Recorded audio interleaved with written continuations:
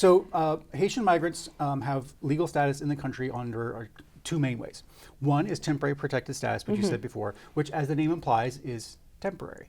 Right. On the surface. On the surface. But it does run out. And so Mayorkas has granted Haitians who entered during a certain window a temporary status, but that will give out within, I think, 12 months or so from now. That's one set of Haitian migrants that have a legal status. But again, temporary will go out. So if Trump came into power, he wouldn't really have to do anything to make them illegal. He could just not renew their temporary status, and boom, they would all become illegal.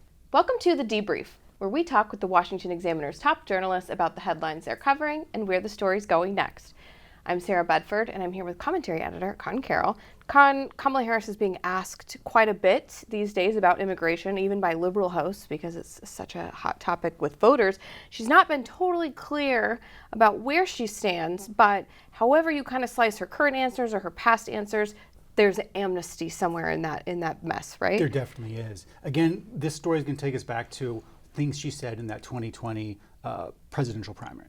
So on her website in 2019, she called for what's called parole in place for dreamers. So what this would have done is it would essentially have used executive power to, just as we've talked about before, about how Biden is catching and releasing migrants into the United States by abusing the parole power, right? So he just paroles them in even though they have no legal reason to be in the country. What Kamala would do was she was going to have parole in place for dreamers, which essentially says, I'm going to magically give you parole in the past. We're going to pretend that you were paroled legally into this country. So the little bit of precedent here is that Barack Obama also did this for the spouses and children of active military duties back in 2013. That was extra legal, but he did it for 7 years, and then in 2020, it was basically legalized, but just for members of the military in the National Defense Authorization Act of 2020. So that narrow bit was made legal. But the overall parole in place idea, there's still nothing in statute that allows them to do that. So Kamala says, let's do this for dreamers. Okay, she proposes that on her website. Then Biden comes along in 2024, just this past June, and does the same thing for anyone who's married to a family member. So this is an idea, parole in place, which is illegal, which Kamala proposed in 2019 for dreamers. Biden actually implemented it for spouses of citizens. And the scary part about it is that since this isn't in statute, because if they can do it for the dreamers, if they can do it for the spouses of people who are in the country, they could do it for literally anyone. There's no legal distinction. There's no statute to say they couldn't. So this is essentially Kamala admitting that she has a mass amnesty plan to give amnesty to literally every illegal immigrant in the country. So the people at Axios asked her about this and say, hey, do you still believe in this 2019 parole in place program? And they declined to answer.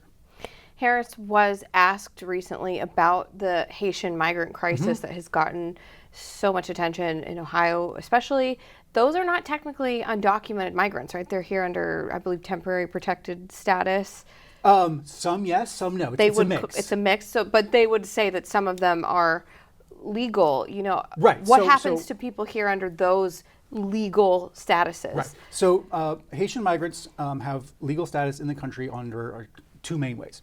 One is temporary protected status, which you said before, which, as the name implies, is temporary. Right. On the surface. On the surface. But it does run out. And so Mayorkas has granted Haitians who entered during a certain window a temporary status, but that will give out within, I think, 12 months or so from now.